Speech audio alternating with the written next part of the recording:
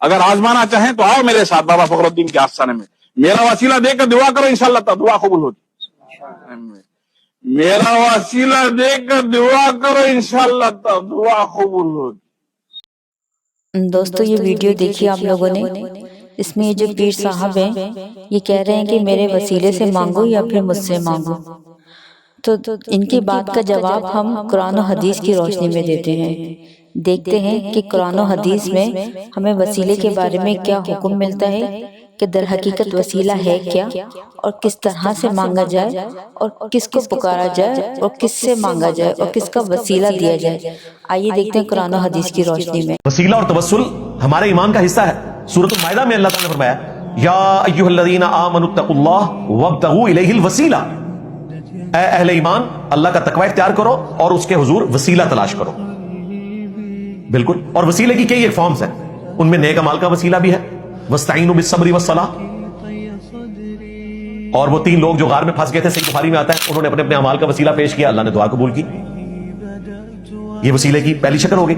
وسیلے کی دوسری شکل وَلِلَّهِ الْأَسْمَاءُ الْحُسْنَى فَادْعُوهُ بِهَا، اللہ کے لیے ہے اچھے نام، اس کے ناموں کے ذریعے اسے پکارو. بالکل ہم پکارتے ہیں حسبنا اللہ ونعم الوکیل، یا حی یا قیوم برحمتک استغیث. تیسرا وسیلہ بخاری مسلم میں ہے کہ جنت میں ایک مقام ہے، اس کا نام الوسیلہ ہے، اور میں اللہ سے امید کرتا ہوں کہ وہ ایک شخص میں ہوں جسے وہ مقام ملے گا جو مقام وسیلہ کی دعا کرے گا میرے حق میں اذان کے بعد، میری شفاعت اس کے لیے حلال ہو جائے گی. اور مسلم شریف میں تو تفصیل سے آیا کہ اذان کا جواب دینا ہے، درود شریف پڑھنا ہے اور الوسیلہ والی دعا مانگنی. دعا بخاری کے اندر رپورٹ ہوئی. تو بالکل اس وسیلے کو ہم مانتے ہیں. اور اے پیغمبر، جب تم سے میرے بندے میرے بارے میں دریافت کریں تو انہیں معلوم ہو کہ میں تو تمہارے پاس ہی ہوں. جب کوئی پکارنے والا مجھے پکارتا ہے تو میں اس کی دعا قبول کرتا ہوں. تو ان کو چاہیے کہ میرے حکموں کو مانیں اور مجھ پر ایمان رکھیں تاکہ نیک رستہ پائیں.